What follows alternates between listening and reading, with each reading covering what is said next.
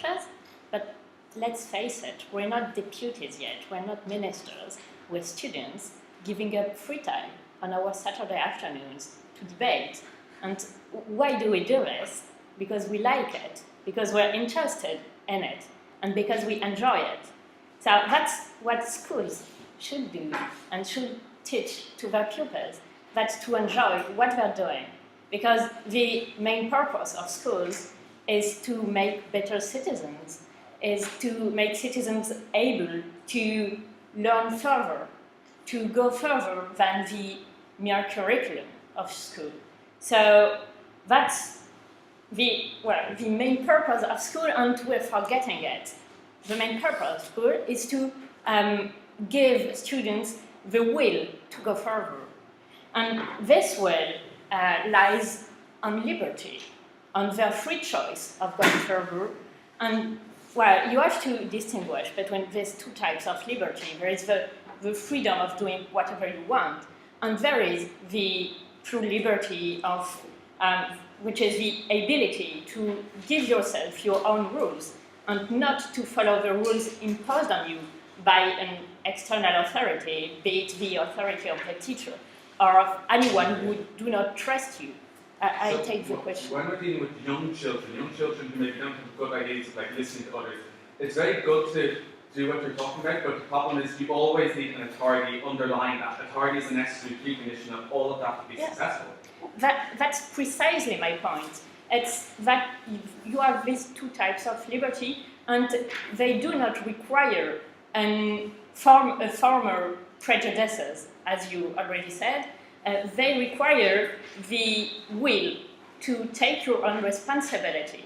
And to take your own responsibility, you have to be given some place to make your own choice. And so that's why I think that a good relationship that's why a good relationship between the pupils and the teacher lies on trust, and on the ability from the teacher to let the children be themselves and enjoy what they're doing. So that's my main point. But then if you look at the broader image of it, then you have another constant in the making of citizens. You have liberty, but you also have equality.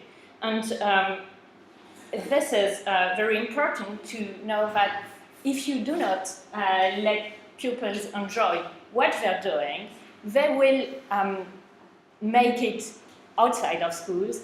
And if they're not supported in their homes, and if they are not pushed by their parents to learn what they should learn, and if they're not pushed to follow the rules imposed by the teachers, which is not a natural thing to do, to follow the rules, so they will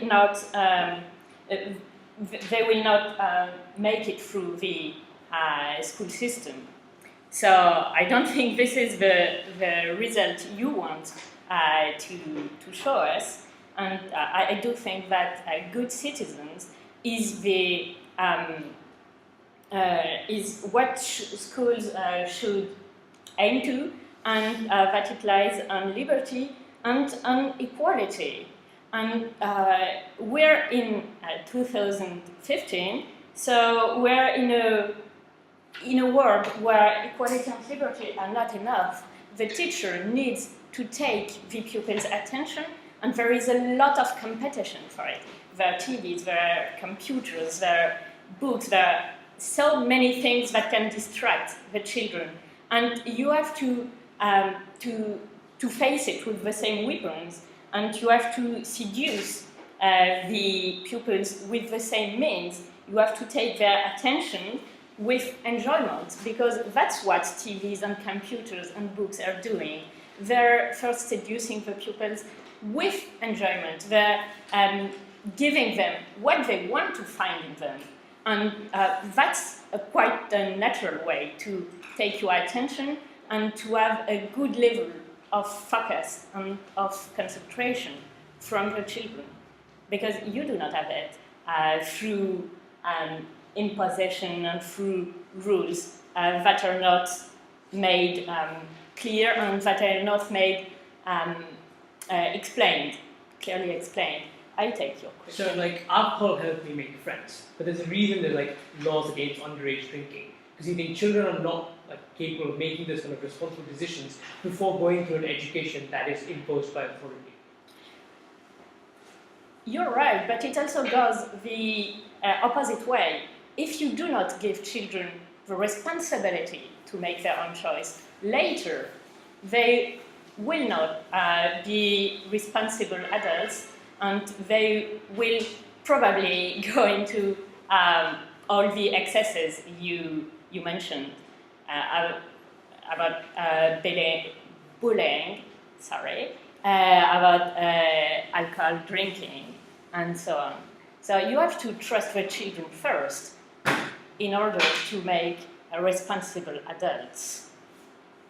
So that's why I encourage you to vote against this motion, because you have to remember that the purpose of school is to make children free in order to have responsible adults and to make them equals in order to have respectful adults. Thank you.